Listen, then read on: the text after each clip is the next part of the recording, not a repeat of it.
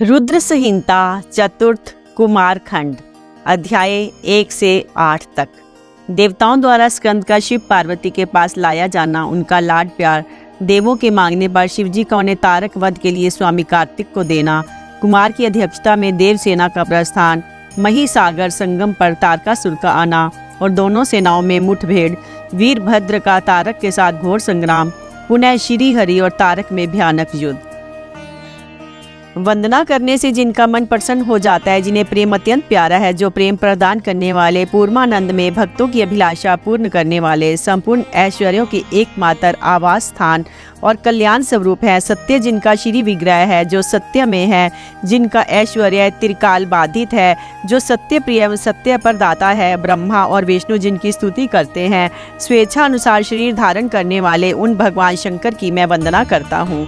श्री नारद जी ने पूछा, देवताओं का मंगल करने वाले देव महात्मा शिव तो सर्वसमर्थ हैं, आत्माराम होकर भी उन्होंने जिस पुत्र की उत्पत्ति के लिए पार्वती के साथ विवाह किया था, उनका वह पुत्र किस प्रकार उत्पन्न हुआ तथा तारकासुर का वध कैसे हुआ? ब्राह्मण, मुझ पर कृपा करके ये सारा वृत्तांत पूर्ण रूप से वर्णन कीजिए।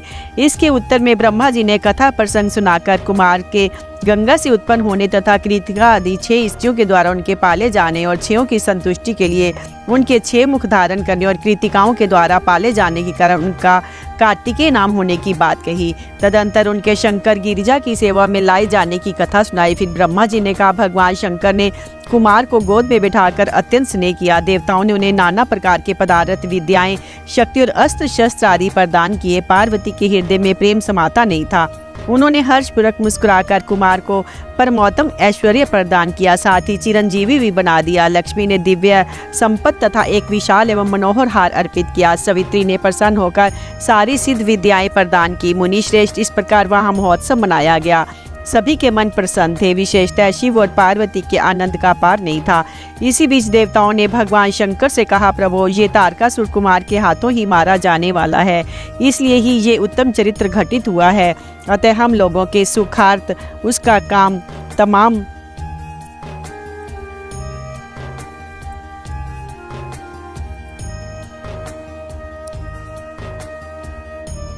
करने के हेतु कुमार को आगे दीजिए। हम लोग आज ही अस्त्र शस्त्र से सुसज्जित होकर तारक को मारने के लिए रण यात्रा करेंगे। ब्रह्मा जी कहते हैं, मुने, ये सुनकर भगवान शंकर का हृदय दयार्द हो गया।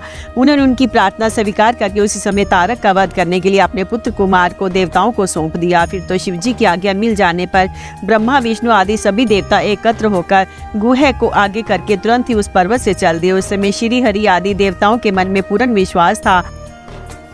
वे भगवान शंकर के तेज से भावित हो कुमार के सेनापतित्व में तारक का संहार करने के लिए आए। उधर महाबली तारक ने जब देवताओं के इस युद्ध उद्योग का सुना, तब वह भी एक विशाल सेना के साथ देवों से युद्ध करने के लिए तत्काल ही चल पड़ा। उसकी उस विशाल वाहिनी को आती देख देवताओं को परम विस्मय हुआ। फिर तो वे बलपूर्वक बारंबार सिंहनाद करने लगे।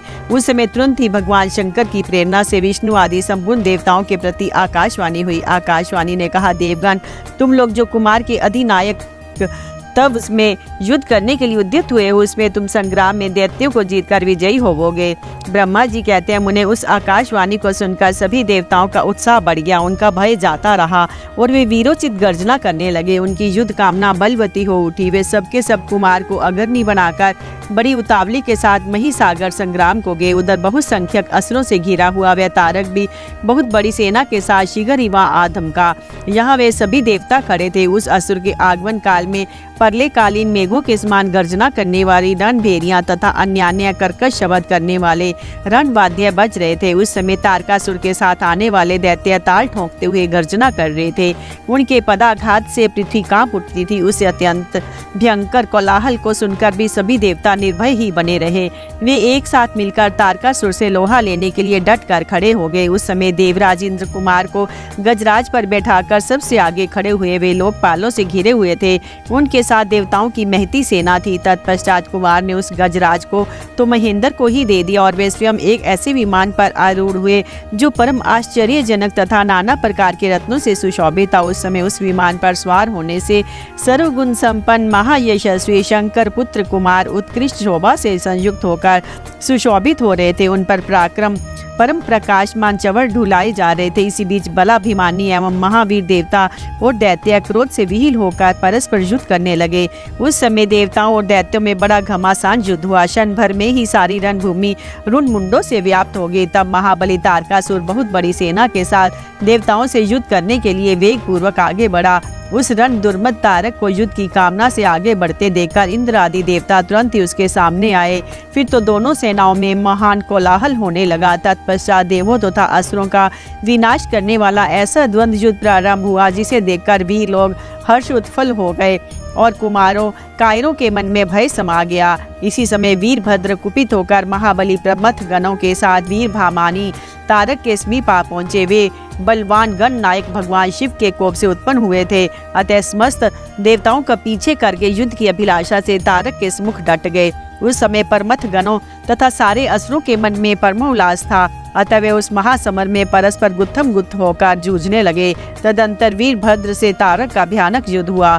इसी बीच असुरों की सेना रण से विमुख हो भाग चली। इस प्रकार अपनी सेना को तीतर बीतर हुई देख उसका नायक तारकासुर क्रोध से भर गया और 10,000 भुजाएं धारण करके सिंह पर सवार हो देवगणों को मार डालने के लिए वेग पूर्वक उनकी ओर झपटा।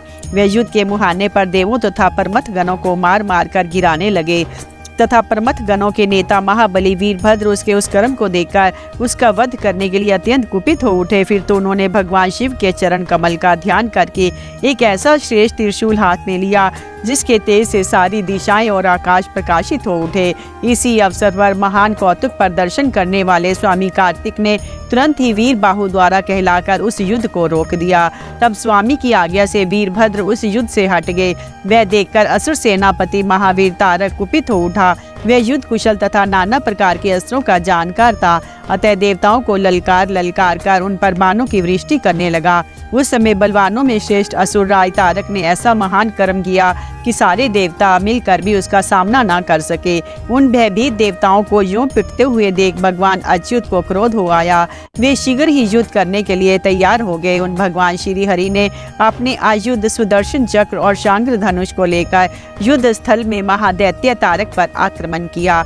मुने तदंतर सबके देखते देखते श्री हरि और तारकासुर में अत्यंत भयंकर एवं रोमांचकारी महायुद्ध छिड़ गया।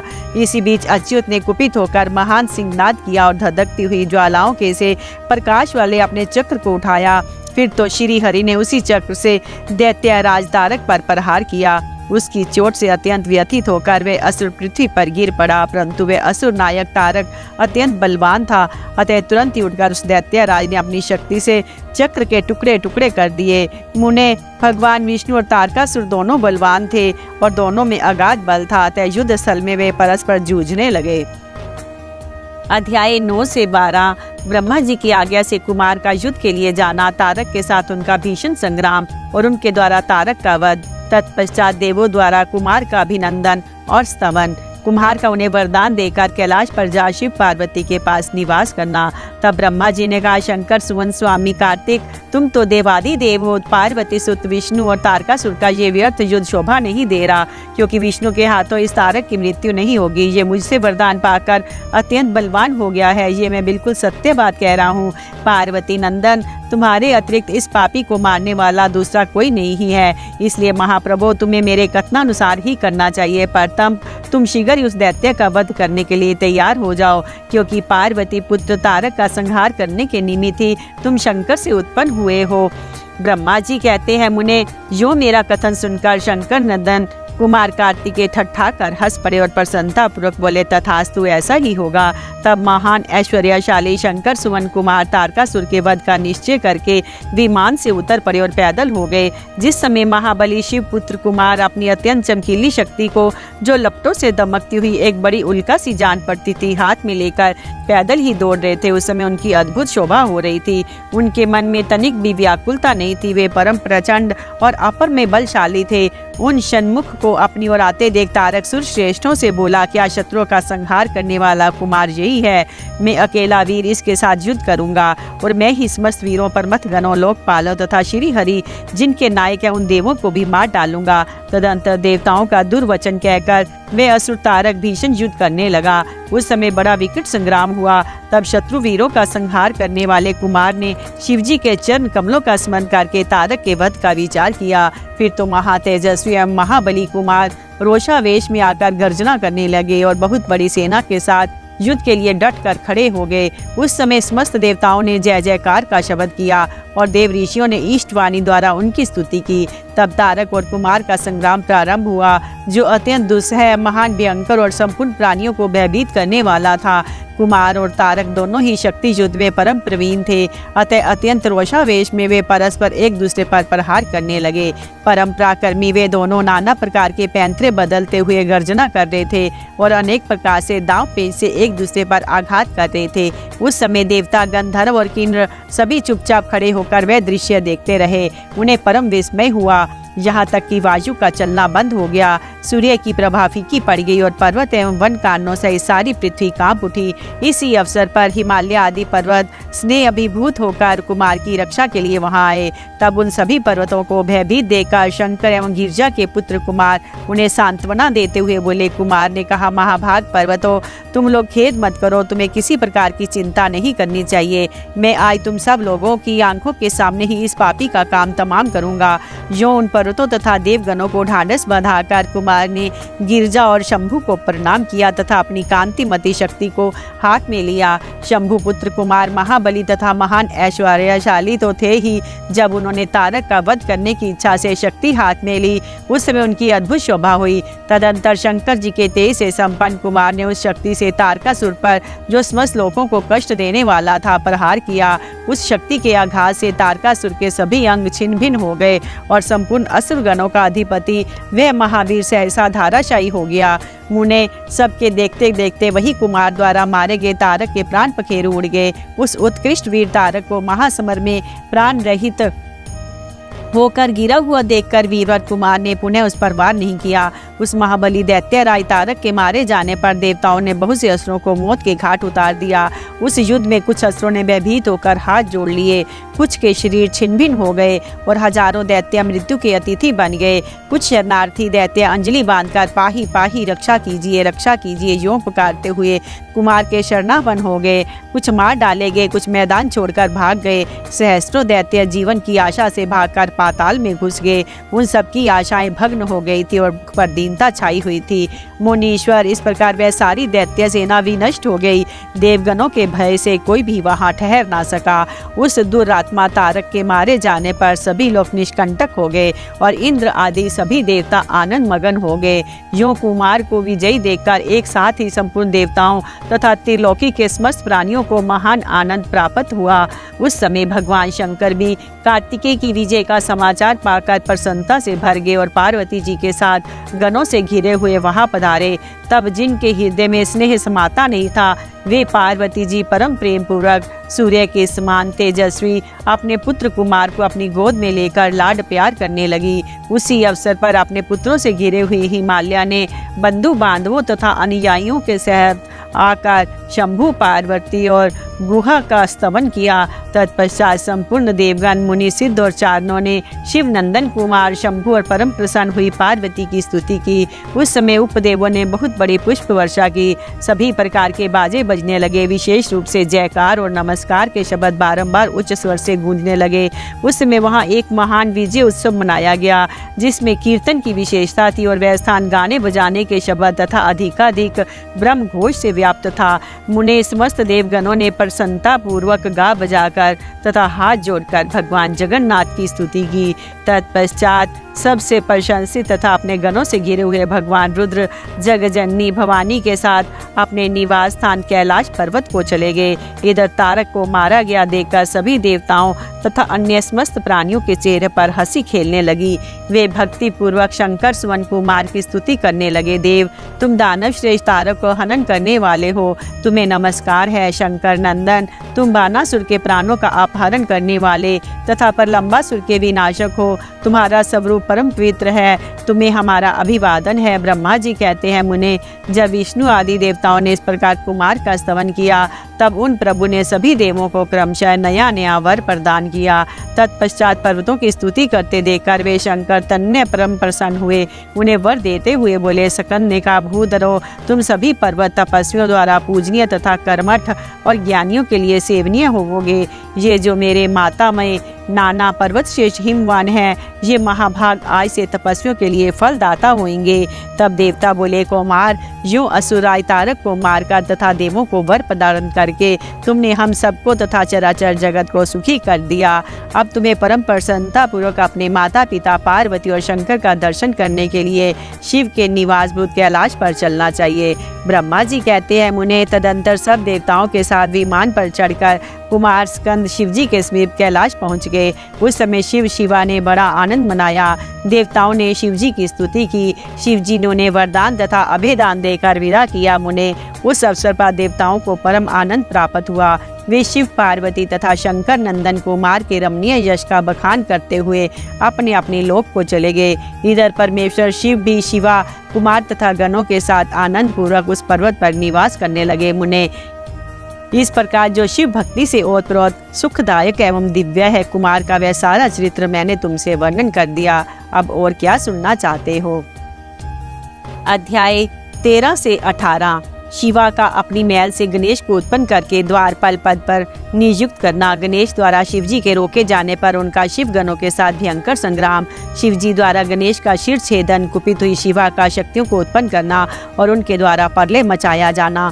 देवताओं और ऋषियों का स्तवन द्वारा पार्वती को प्रसन्न करना। उनके द्वारा पुत्र के जिलाए जाने की बात कही जाने पर शिवजी की आज्ञा अनुसार हाथी का सिर लाया जाना और उसे गणेश के धड़ से जोड़कर उन्हें जीवित करना। सूत जी कहते हैं, तारकारी कुमार के उत्तम एवं अद्भुत वृत्तांत को सुनकर नारद जी को बड़ी प्रसन्नता हुई।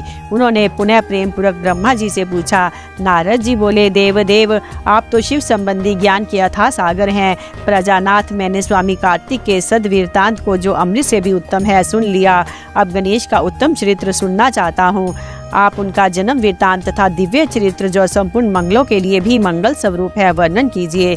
सूत जी कहते हैं, महामुनि नारद का ऐसा वचन सुनकर ब्रह्मा जी का मन हर्ष से गदगद हो गया। वे शिव जी का स्मरण करके बोले। ब्रह्मा जी ने कहा, नारद, पहले जो मैंने विधि पूर्वक गणेश की उत्पत्ति का वर्णन किया था कि शनि की दृष्टि पड़ने से गणेश का मस्तक कट गया था, तब उस पर हाथी का मुख लगा दिया गया था, वह कल्पांतर की कथा है। अब श्वेत कल्प में घटित हुई गणेश की जन्म कथा का वर्णन करता हूँ, जिसमें कृपालु शंकर ने ही उनका मस्तक काट लिया था। मुने, इस विषय में तुम्हें संदेह नहीं करना चाहिए, क्योंकि भगवान शंभु कल्याणकारी सृष्टिकर्ता और सबके स्वामी है। वे ही सगुण और निर्गुण भी हैं। उन्हीं की लीला से सारे विश्व की सृष्टि, रक्षा और विनाश होता है। मुनि श्रेष्ठ, अब प्रस्तुत विषय को आदर पूर्वक श्रवण करो। एक समय पार्वती जी की जय विजय नाम वाली सखियां उनके पास आकर विचार करने लगी। सखी, सभी गण रुद्र के हैं। नंदी, भृंगी आदि जो हमारे हैं, वे भी शिव के ही आज्ञा पालन में तत्पर रहते हैं। जो असंख्य परमथ गण हैं, उनमें भी हमारा कोई नहीं है। वे सभी शिव आज्ञा प्रायण होकर द्वार पर खड़े रहते हैं। यद्यपि वे सभी हमारे भी हैं, तथापि उनसे हमारा मन नहीं मिलता। अतः पाप रहिते आपको भी हमारे लिए एक गण की रचना करनी चाहिए। ब्रह्मा जी कहते हैं, मुने, जब सखियों ने पार्वती जी से ऐसा सुंदर वचन कहा, तब उन्होंने उस हितकारक माना और वैसा करने का विचार भी किया। तदंतर किसी समय जब पार्वती जी स्नान कर रही थी, तब सदाशिव नंदी को डरा धमकाकर घर के भीतर चले आए। शंकर जी को आते देखकर स्नान करते जगजननी पार्वती उठकर खड़ी हो गई। उस समय उनको बड़ी लज्जा आई। वे आश्चर्यचकित हो गई। उस अवसर पर उन्होंने सखियों के वचन को हितकारक तथा सुखप्रद माना। उस समय ऐसी घटना घटित होने पर माया परमेश्वर शिव पत्नी पार्वती ने मन में ऐसा विचार किया कि मेरा कोई एक ऐसा सेवक होना चाहिए जो परम शुभ कार्य कुशल और मेरी ही आज्ञा में तत्पर रहने वाला हो, उससे तनिक भी विचलित होने वाला ना हो। यों विचार कर पार्वती देवी ने अपने शरीर की मैल से एक ऐसे चेतन पुरुष का निर्माण किया जो संपूर्ण शुभ लक्षणों से संयुक्त था। उसके सभी अंग सुंदर एवं दोष रहित थे। उसका वह शरीर विशाल, परम शोभायमान और महान बल पराक्रम से संपन्न था। देवी ने उसे अनेक प्रकार के वस्त्र, नाना प्रकार के आभूषण और बहुत सा उत्तम आशीर्वाद देकर कहा कि तुम मेरे पुत्र हो, मेरे अपने ही हो। तुम्हारे समान मेरा यहाँ कोई दूसरा नहीं है।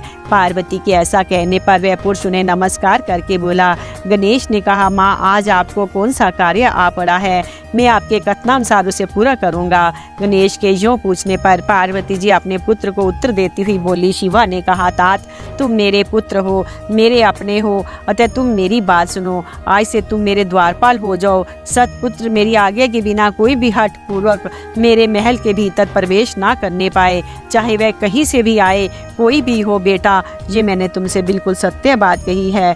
ब्रह्मा जी कहते हैं, मुने यूँ कहकर पार्वती ने गणेश के हाथ में एक सुदृढ़ छड़ी दे दी। इस समय उनके सुंदर रूप को निहार कर पार्वती हर्षमगन हो गई। उन्होंने परम प्रेम पूर्वक अपने पुत्र का मुख चूमा और कृपा परवश हो छाती से लगा लिया। फिर दंडधारी गणराज को अपने द्वार पर स्थापित कर दिया। बेटा नारद, तदंतर पार्वती नंदन महावीर गणेश पार्वती की हित कामना से हाथ में छड़ी लेकर गृह द्वार पर पहरा देने लगे। उधर शिवा अपने पुत्र गणेश को अपने दरवाजे पर नियुक्त करके स्वयं सखियों के साथ स्नान करने लगी। मुनि श्रेष्ठ इसी समय भगवान शिव, जो परम कौतुकी तथा नाना प्रकार की लीलाएं रचने में निपुण हैं, द्वार पर आ पहुँचे। गणेश उन पार्वती पति को पहचानते तो थे नहीं, अतः बोल उठे, देव माता की आज्ञा के बिना तुम अभी भीतर ना जाओ। माता स्नान करने बैठ गई है, तुम कहाँ जाना चाहते हो, इस समय यहाँ से हट जाओ। यूँ कहकर गणेश ने उन्हें रोकने के लिए छड़ी हाथ में ली। उन्हें ऐसा करता देख शिवजी बोले, मूर्ख तू किसे रोक रहा है, दुर्बुद्धे, क्या तू मुझे नहीं जानता? मैं शिव के अतिरिक्त और कोई नहीं हूँ। फिर महेश्वर के गण उसे समझाकर हटाने के लिए वहाँ आए और गणेश से बोले, सुनो, हम मुख्य शिवगण ही द्वारपाल हैं और सर्वव्यापी भगवान शंकर की आज्ञा से तुम्हें हटाने के लिए यहाँ आए हैं। तुम्हें भी गण समझकर हम लोगों ने मारा नहीं है, अन्यथा तुम कब के मारे गए होते। अब कुशल इसी में है कि तुम स्वतः ही दूर हट जाओ, क्यों व्यर्थ अपनी मृत्यु बुला रहे हो। ब्रह्मा जी कहते हैं, मुने यूँ कहे जाने पर भी गिरिजा नंदन गणेश निर्भय ही बने रहे। उन्होंने शिव गणों को फटकारा और दरवाजे को नहीं छोड़ा। तब उन सभी शिवगणों ने शिवजी के पास जाकर सारा वृत्तांत उन्हें सुनाया। मुने उनसे सब बातें सुनकर संसार के गति स्वरूप अद्भुत लीला विहारी महेश्वर अपने उन गणों को डांट कर कहने लगे। महेश्वर ने कहा, गणों, ये कौन है जो इतना उच्छृंखल होकर शत्रु की भांति बक रहा है? इस नवीन द्वारपाल को दूर भगा दो। तुम लोग नापुंसक की तरह खड़े होकर उसका वृत्तांत मुझे क्यों सुना रहे हो? विचित्र लीला रचने वाले अपने स्वामी शंकर के यूँ कहने पर वे गण पुनः वही लौट आए। तदंतर गणेश द्वारा पुनः रोके जाने पर शिवजी ने गणों को आज्ञा दी कि तुम पता लगाओ ये कौन है और क्यों ऐसा कर रहा है। गणों ने पता लगाकर बताया कि ये श्री गिरिजा के पुत्र हैं तुम तथा द्वारपाल के रूप में बैठे हैं। तब लीला रूप शंकर ने विचित्र लीला करनी चाहिए तथा अपने गणों का गर्भ भी गलित करना चाहा। इसलिए गणों को तथा देवताओं को बुलाकर गणेश जी से भीषण युद्ध करवाया, पर वे कोई भी गणेश को पराजित न कर सके। तब स्वयं शूलपाणी महेश्वर आए। गणेश जी ने माता के चरणों का स्मरण किया। तब शक्ति ने उन्हें बल प्रदान कर दिया। सभी देवता शिवजी के पक्ष में आ गए। घोर युद्ध हुआ।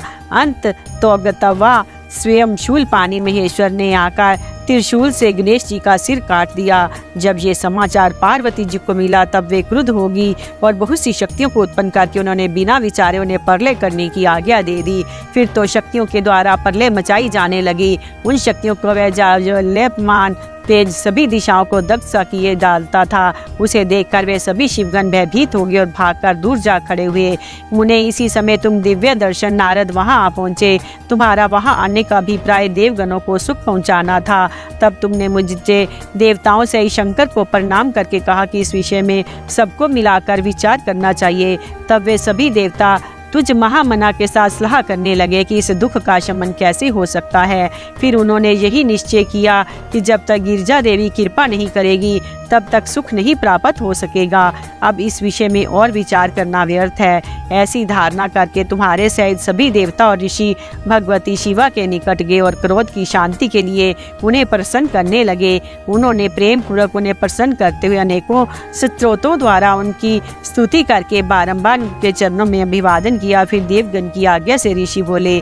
देव ऋषियों ने कहा, जगदम्बे तुम्हें नमस्कार है, शिव पत्नी तुम्हें प्रणाम है, चंडिके तुम्हें हमारा अभिवादन आनंद प्राप्त हो। कल्याणी तुम्हें बारंबार प्रणाम है। अम्बे तुम ही आदि शक्ति हो, तुम ही सदा सारी सृष्टि की निर्माण कर्त्री, पालिका शक्ति और संहार करने वाली हो। देवीशी तुम्हारे कोप से सारी त्रिलोकी की विकल हो रही है, अतः आप प्रसन्न हो जाओ, फिर क्रोध को शांत करो। देवी हम लोग तुम्हारे चरणों में मस्तक झुकाते हैं। ब्रह्मा जी कहते हैं, नारद यो तो तुम सभी ऋषियों द्वारा स्तुति किए जाने पर भी परा देवी पार्वती ने उनकी ओर क्रोध भरी दृष्टि से ही देखा, किंतु कुछ कहा नहीं। तब उन ऋषियों ने पुनः उनके चरण कमलों में सिर झुकाया और भक्तिपूर्वक हाथ जोड़कर पार्वती जी से निवेदन किया। ऋषियों ने कहा, देवी अभी संहार होना चाहता है, अतः क्षमा करो, क्षमा करो। अंबिके तुम्हारे स्वामी शिव भी तो यही स्थित हैं, तनिक उनकी ओर तो दृष्टिपात करो। हम लोग ये ब्रह्मा विष्णु आदि देवता तथा सारी प्रजा सब तुम्हारे ही हैं और व्याकुल होकर अंजलि बांधे तुम्हारे सामने खड़े हैं। परमेश्वरी इन सब का अपराध क्षमा करो शिवे, अब इन्हें शांति प्रदान करो। ब्रह्मा जी कहते हैं, मुने सभी देव ऋषियों कहकर अत्यंत दीन भाव से व्याकुल हो हाथ जोड़कर चंडिका के सम्मुख खड़े हो गए। उनका ऐसा कथन सुनकर चंडिका प्रसन्न हो गई, उनके हृदय में करुणा का संचार हो आया। तब वह ऋषियों से बोली। देवी ने कहा, ऋषियों यदि मेरा पुत्र जीवित हो जाए और वह तुम लोगों के मध्य पूजनीय मान लिया जाए तो संहार नहीं होगा। जब तुम लोग उसे सर्वाध्यक्ष का पद प्रदान कर दोगे तभी लोक में शांति हो सकती है, अन्यथा तुम्हें सुख नहीं प्राप्त हो सकता। ब्रह्मा जी कहते हैं, मुने पार्वती के यों कहने पर तुम सभी ऋषियों ने उन देवताओं के पास आकर सारा वृत्तांत कह सुनाया। उसे सुनकर इंद्र आदि सभी देवताओं के चेहरे पर उदासी छा गई। वे शंकर जी के पास गए और हाथ जोड़कर उनके चरणों में नमस्कार करके सारा समाचार निवेदन कर दिया। देवताओं का कथन सुनकर शिव जी ने कहा, ठीक है, जिस प्रकार सारे त्रिलोकी को सुख मिल सके वही करना चाहिए। अतएव उत्तर दिशा की ओर जाना चाहिए और जो जीव पहले मिले उसका सिर काट कर उस बालक के सिर पर जोड़ देना चाहिए। ब्रह्मा जी कहते हैं, मुने तदंतर शिव जी की आज्ञा का पालन करने वाले उन देवताओं ने वह सारा कार्य संपन्न किया। उन्होंने उस शिशु शरीर को धो पोंछकर विधिवत उसकी पूजा की। फिर वे उत्तर दिशा की ओर गए। वहां उन्हें पहले पहल एक दांत वाला एक हाथी मिला। उन्होंने उसका सिर लाकर उस शरीर पर जोड़ दिया। हाथी के उस सिर को संयुक्त कर देने के पश्चात सभी देवताओं ने भगवान शिव आदि को प्रणाम करके कहा कि हम लोगों ने अपना काम पूरा कर दिया, अब जो करना शेष है उसे आप लोग पूर्ण करें।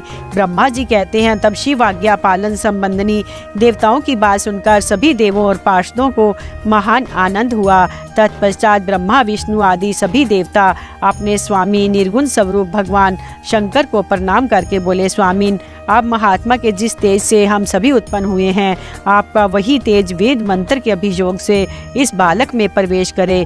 इस प्रकार सभी देवताओं ने मिलकर वेद मंत्र द्वारा जल को अभिमंत्रित किया। फिर शिव जी का स्मरण करके उस उत्तम जल को बालक के शरीर पर छिड़क दिया। उस जल का स्पर्श होते ही वह बालक शिव इच्छा से शीघ्र ही चेतना युक्त होकर जीवित हो गया। सोए हुए की तरह उठ बैठा। वह सौभाग्यशाली बालक अत्यंत सुंदर था। उसका मुख हाथी का सा था, शरीर का रंग हरा लाल था, चेहरे पर प्रसन्नता खेल रही थी, उसकी आकृति कमनीय थी, उसकी सुंदर प्रभा फैल रही थी। मुनीश्वर पार्वती नंदन उस बालक को जीवित देखकर वहां उपस्थित सभी लोग आनंद मगन हो गए और सारा दुख विलीन हो गया। तब हर्ष विभोर होकर सभी लोगों ने उस बालक को पार्वती जी को दिखाया। अपने पुत्र को जीवित देखकर पार्वती जी परम प्रसन्न हुई। अध्याय 19वां। पार्वती द्वारा गणेश जी को वरदान। देवों द्वारा उन्हें अग्र पूज्य माना जाना। शिवजी द्वारा गणेश को सर्वाध्यक्ष पद प्रदान और गणेश चतुर्थी व्रत का वर्णन। तत्पश्चात सभी देवताओं का उनकी स्तुति करके हर्षपूर्वक अपने अपने स्थान को लौट जाना।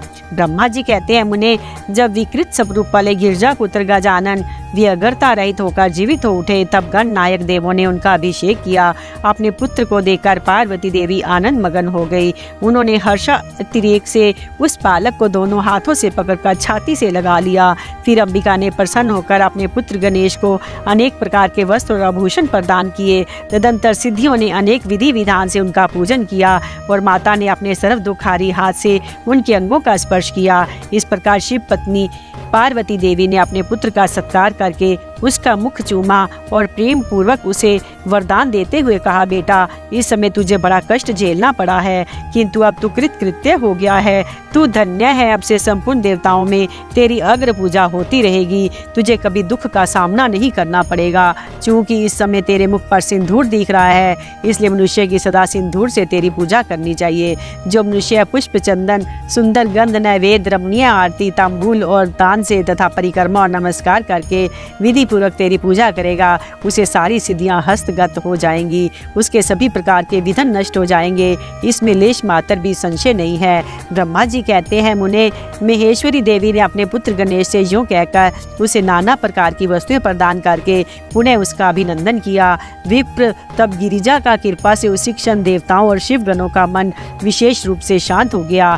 तदंतर इंद्र आदि देवताओं ने हर्षा अतिरेक से शिवा की स्तुति की। उन्हें प्रसन्न करके वे भक्ति भावित चित्त से गणेश देव को लेकर शिवजी के समीप चले।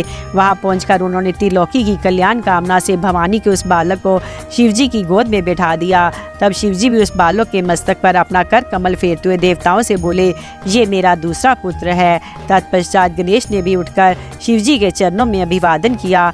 फिर पार्वती को, मुझको, विष्णु को, नारद आदि सभी ऋषियों को प्रणाम करके आगे खड़े होकर उन्होंने कहा, यूँ अभिमान करना मनुष्यों का स्वभाव ही है, अतः आप लोग मेरा अपराध क्षमा करें। तब मैं शंकर और विष्णु इन तीनों देवताओं में एक साथ ही प्रेम पूर्वक तुम्हें उत्तम वर प्रदान करते हुए कहा, सुरवरो, जैसे त्रिलोकी में हम तीनों देवों की पूजा होती है, उसी तरह तुम सबको इन गणेश का भी पूजन करना चाहिए। मनुष्यों को चाहिए कि पहले इनकी पूजा करके तत्पश्चात हम लोगों का पूजन करें। ऐसा करने से हम लोगों की पूजा संपन्न हो जाएगी। देवगणों, यदि कहीं इनकी पूजा पहले ना करके अन्य देव का पूजन किया गया तो उस पूजन का फल नष्ट हो जाएगा, उसमें अन्यथा विचार करने की आवश्यकता नहीं है। ब्रह्मा जी कहते हैं, मुने तदंतर ब्रह्मा, विष्णु और शंकर आदि सभी देवताओं ने मिलकर पार्वती को प्रसन्न करने के लिए वही गणेश को सर्वाध्यक्ष घोषित कर दिया। उसी समय शिव जी परम प्रसन्न चित्त से पुनः गणेश को लोक में सर्वदा सुख देने वाले अनेक वर प्रदान करते हुए बोले। शिव जी ने कहा, गिरिजा नंदन, निस्संदेह मैं तुझ पर परम प्रसन्न हूँ। मेरे प्रसन्न हो जाने पर अब तू सारे जगत को ही प्रसन्न हुआ समझ। अब कोई भी तेरा विरोध नहीं कर सकता। तू शक्ति का पुत्र है, अतः अत्यंत तेजस्वी है। बालक होने पर भी तूने महान पराक्रम प्रकट किया है, इसलिए तू सदा सुखी रहेगा। विधन नाश के कार्य में तेरा नाम सबसे श्रेष्ठ होगा। तू सबका पूज्य है, अतः अब मेरे संपूर्ण गणों का अध्यक्ष हो जा।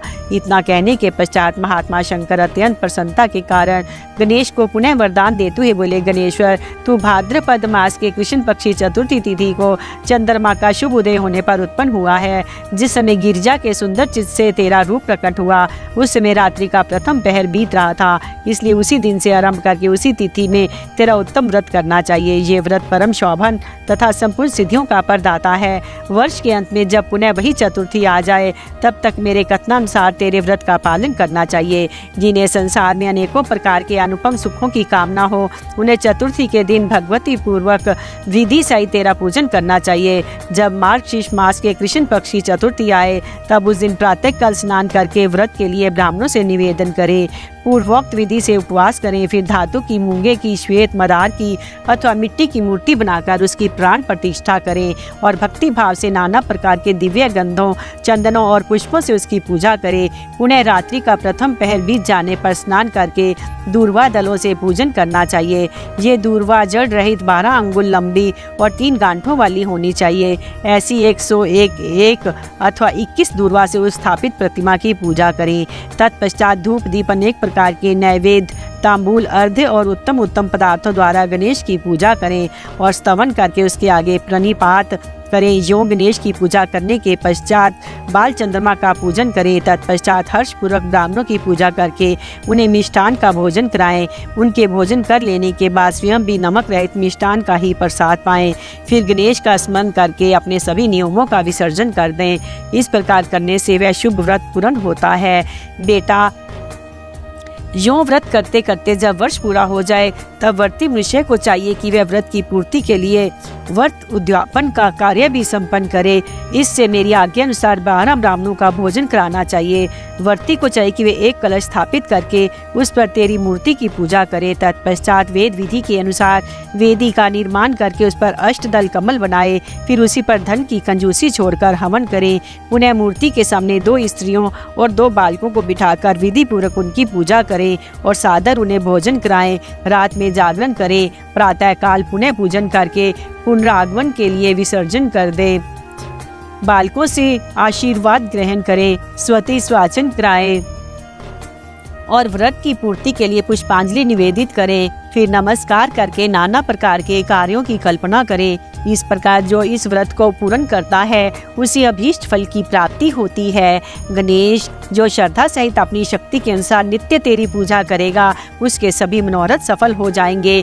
मनुष्य को सिंदूर, चंदन, चावल, केतकी पुष्प आदि अनेकों उपचारों द्वारा गणेश्वर का पूजन करना चाहिए। जो लोग नाना प्रकार के उपचारों से भक्ति पूर्वक तेरी पूजा करेंगे उनके विघ्नों का सदा के लिए नाश हो जाएगा, उनकी कार्य सिद्धि होती रहेगी। सभी वर्ण के लोगों को विशेषकर स्त्रियों को ये पूजा अवश्य करनी चाहिए तथा अभ्युदय की कामना करने वाले राजाओं के लिए भी ये व्रत आवश्यक कर्तव्य है। व्रती मनुष्य जिस जिस वस्तु की कामना करता है उसे निश्चय ही वह वस्तु प्राप्त हो जाती है। अतः जिसे किसी वस्तु की अभिलाषा हो उसे अवश्य तेरी सेवा करनी चाहिए। ब्रह्मा जी कहते हैं, मुने जब शिवजी ने महात्मा गणेश को इस प्रकार वर प्रदान किया तब संपूर्ण देवताओं, श्रेष्ठ ऋषियों और शिव के प्यारे समस्त गणों ने तथास्तु कहकर उसका समर्थन किया और अत्यंत विधि पूर्वक गणाधीश का पूजन किया। तत्पश्चात शिव गणों ने आदर पूर्वक नाना प्रकार की पूजन सामग्री से गणेश्वर की विशेष रूप से अर्चना की और उनके चरणों में प्रणाम किया।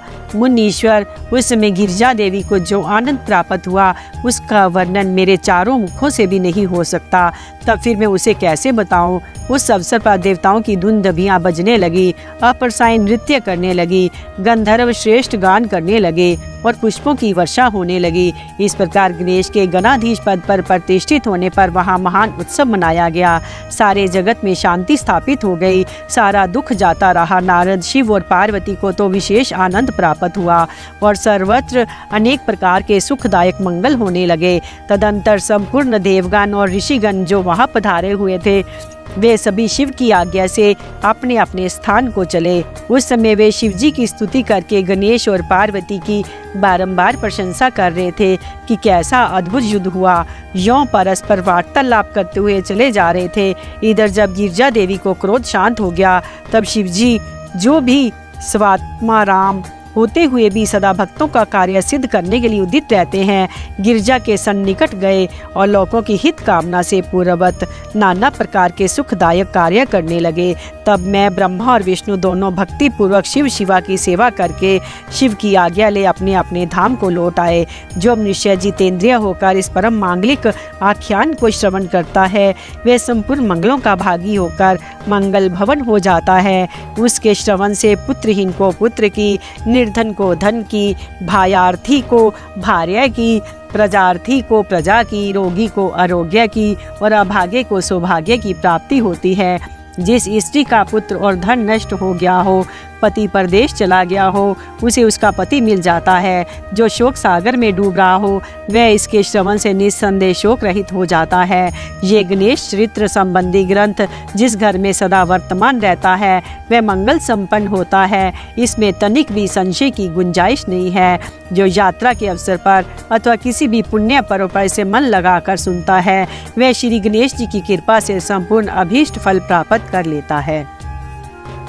अध्याय 20वां। स्वामी कार्तिक और गणेश की बाल लीला, दोनों का परस्पर विवाह के विषय में विवाद, शिवजी द्वारा पृथ्वी परिक्रमा का आदेश, कार्तिकेय का प्रस्थान, गणेश का माता पिता की परिक्रमा करके उनसे पृथ्वी परिक्रमा स्वीकृत करना, विश्वरूप की सिद्धि और बुद्धि नामक दोनों कन्याओं के साथ गणेश का विवाह, उनसे क्षेम तथा लाभ नामक 2 पुत्रों की उत्पत्ति, कुमार का पृथ्वी परिक्रमा करके लौटना और शुद्ध होकर क्रौंच पर्वत पर चला जाना, कुमार खड्ड के श्रवण की महिमा।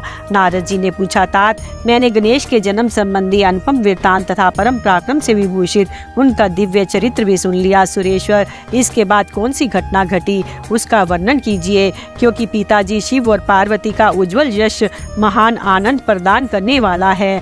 ब्रह्मा जी ने कहा, मुनि श्रेष्ठ, तुम तो बड़े कारुणिक हो, तुमने बड़ी उत्तम बात पूछी है। ऋषि स्तंभ, अच्छा मैं उसका वर्णन करता हूँ, तुम ध्यान लगाकर सुनो। विपेंद्र, शिव और पार्वती अपने दोनों पुत्रों की बाल लीला देख देख कर महान प्रेम में मगन रहने लगे। पुत्रों का लाड प्यार करने के कारण माता पिता को सुख दिनों दिन बढ़ता जाता था और वे दोनों कुमार प्रीतिपूर्वक आनंद के साथ तरह तरह की लीलाएं करते थे। मुनीश्वर, वे दोनों बालक स्वामी कार्तिक और गणेश भक्तिपूर्ण चित्त से सदा माता पिता की परिचर्या किया करते थे। इससे माता पिता का महान स्नेह षण्मुख और गणेश पर शुक्ल पक्ष के चंद्रमा की भांति दिन प्रतिदिन बढ़ता ही गया। एक समय शिव और शिवा दोनों प्रेम पूर्वक एकांत में बैठकर यूं विचार करने लगे कि हमारे ये दोनों पुत्र विवाह के योग्य हो गए, अब इन दोनों का शुभ विवाह कैसे संपन्न हो। हमें तो जैसे षडानन प्यारा है, वैसे ही गणेश भी। ऐसी चिंता में पड़कर वे दोनों लीलावश आनंद मगन हो गए। मुने माता पिता के विचार को जानकर उन दोनों पुत्रों के मन में भी विवाह की इच्छा जाग उठी। वे दोनों पहले मैं विवाह करूंगा, पहले मैं विवाह करूंगा, यूं बारंबार कहते हुए परस्पर विवाद करने लगे। तब जगत के अधीश्वर वे दोनों दंपति पुत्रों की बात सुनकर लौकिक आचार का आश्रय ले परम विस्मय को प्राप्त हुए। कुछ समय बाद उन्होंने अपने दोनों पुत्रों को बुलाया और उनसे इस प्रकार कहा। शिव पार्वती बोले, पुत्रों, हम लोगों ने पहले से ही एक ऐसा नियम बना रखा है जो तुम दोनों के लिए सुखदायक होगा। अब हम यथार्थ रूप से उसका वर्णन करते हैं, तुम लोग प्रेम पूर्वक सुनो। हमारे बच्चों, हमें तो तुम दोनों पुत्र समान ही प्यारे हो, किसी पर विशेष प्रेम हो ऐसी बात नहीं है। अतः हमने तुम लोगों के विवाह के विषय में एक ऐसी शर्त बनाई है जो दोनों के लिए कल्याणकारिणी है। जो सारी पृथ्वी की परिक्रमा करके पहले लौट आएगा, उसी का शुभ विवाह पहले किया जाएगा। ब्रह्मा जी कहते हैं, मुने, माता पिता की ये बात सुनकर षटजन्मा महाबली कार्तिकेय तुरंत ही अपने स्थान से पृथ्वी की परिक्रमा करने के लिए चल दिए। परंतु अगाध बुद्धि संपन्न गणेश वहीं खड़े रह गए। वे अपनी उत्तम बुद्धि का आश्रय ले बारंबार मन में विचार करने लगे कि अब मैं क्या करूं, कहाँ जाऊं। परिक्रमा तो मुझसे हो नहीं सकेगी, क्योंकि कोस भर चलने के बाद आगे मुझसे चला जाएगा नहीं। फिर सारी पृथ्वी की परिक्रमा करके मैं कैसे सुख प्राप्त कर सकूंगा। ऐसा विचार कर गणेश ने जो कुछ किया उसे सुनो। उन्होंने अपने घर लौटकर विधि पूर्वक स्नान किया। माता पिता से इस प्रकार कहा। गणेश जी बोले, पिताजी एवं माता जी, मैंने आप लोगों की पूजा करने के लिए यहाँ 2 आसन स्थापित किए हैं, आप दोनों इस पर विराजिए और मेरा मनोरथ पूर्ण कीजिए। ब्रह्मा जी कहते हैं, मुने, गणेश की बात सुनकर पार्वती और परमेश्वर उनकी पूजा ग्रहण करने के लिए आसन पर विराजमान हो गए। तब गणेश ने उनकी विधि पूर्वक पूजा की और बारंबार प्रणाम करते हुए उनकी 7 बार परिदक्षिणा की। बेटा नारद, गणेश तो बुद्धि सागर थे ही, वे हाथ जोड़कर प्रेम मगन माता पिता की बहुत प्रकार से स्तुति करके बोले। गणेश जी ने कहा, हे माता जी तथा हे पिताजी, आप लोग मेरी उत्तम बात सुनिए, शीघ्र ही मेरा शुभ विवाह कर दीजिए।